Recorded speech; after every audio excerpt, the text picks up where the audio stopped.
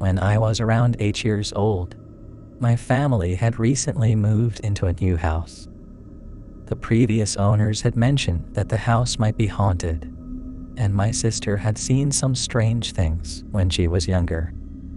So there was an air of mystery about the place. One snowy night, my dad put me to bed. I couldn't resist the allure of the falling snowflakes. So about 10 minutes after he took me in, I quietly got out of bed and went to my window to gaze at the snow. As I stood there, captivated by the snowy scene, I suddenly heard a loud bang coming from my bedroom door. At first, I thought it might be my imagination, but then I heard footsteps approaching. Since everyone else in the house was supposed to be asleep, I felt a bit puzzled. After about 5 minutes, I glanced back at my bedroom door and saw a small, pitch-black figure standing there, staring at me. The hallway light was on, so it wasn't because the room was dark. I was frozen with fear for a few seconds before I managed to utter a hesitant hello. The mysterious figure didn't respond, and I was overcome with fear. Despite my trembling body and racing heart, I decided to go back to bed. I couldn't summon the courage to scream or confront the strange visitor. I couldn't figure out who it might have been since the figure was too short to be any of my family members. My parents denied being there, so the identity of the visitor remained a mystery. It was a rather eerie experience, especially for a kid like me.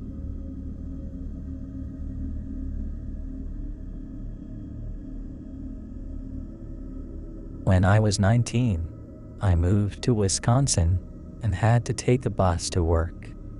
I didn't live in the best part of town because I didn't have much money, and the winter walks from the bus stop to my apartment were quite challenging.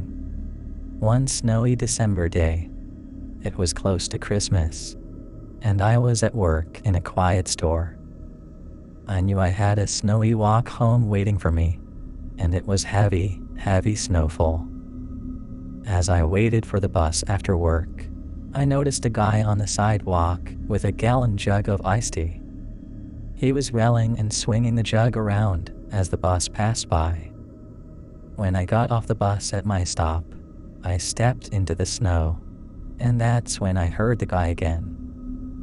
When I got off the bus at my stop, I stepped into the snow, and that's when I heard the guy again. He was still yelling, and this time, he was walking behind me. I quickened my pace, hoping to shake him off, but he continued following me. I turned onto several streets, and each time he followed. I was becoming increasingly nervous.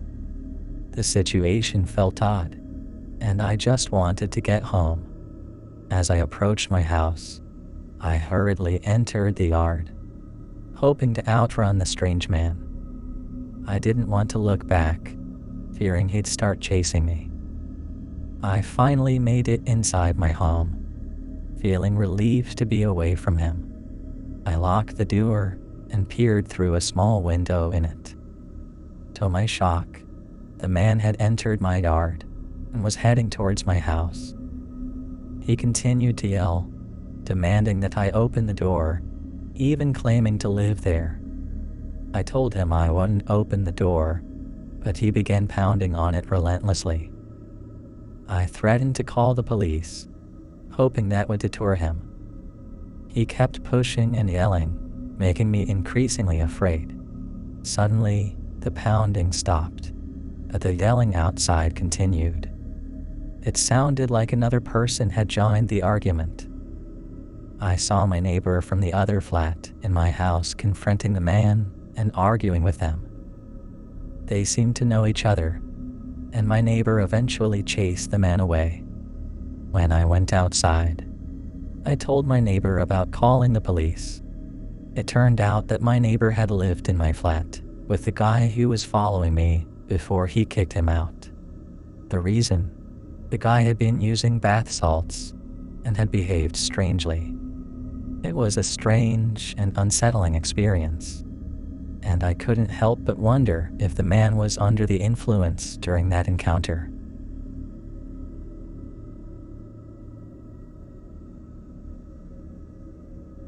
I enjoy hiking in the winter, even though some people find it strange. Winter hiking has its advantages, like not sweating too much, which I dislike. But there are drawbacks too, like not seeing many animals since they're hibernating, and all the trees losing their leaves. When I was a teenager, I had a scary experience while hiking in winter. One winter break, I stayed with my dad. He had to work, so I decided to explore the snowy outdoors.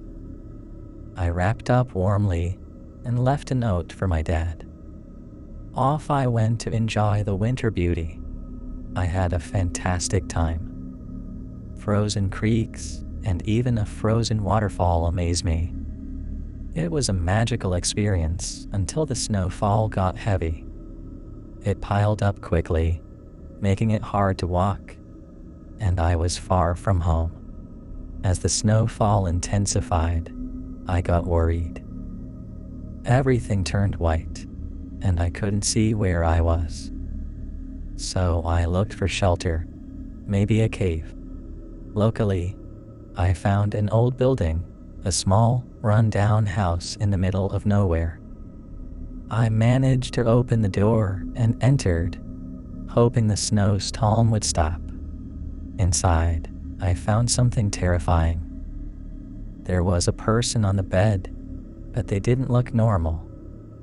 They were incredibly thin, with pale, tight skin, and they moved strangely. They told me to leave in a creepy voice. I didn't want trouble, so I rushed out. I ran back into the blizzard, not caring about the pool visibility. I just wanted to get far from that strange house. It took a long time, but I eventually made it home, cold and soaked, and it took hours to warm up. When I told my dad, he didn't take it seriously. He thought there were people living in the house, and that the person might have been hungry. Even though he didn't believe me, that scary encounter stayed with me for a long time.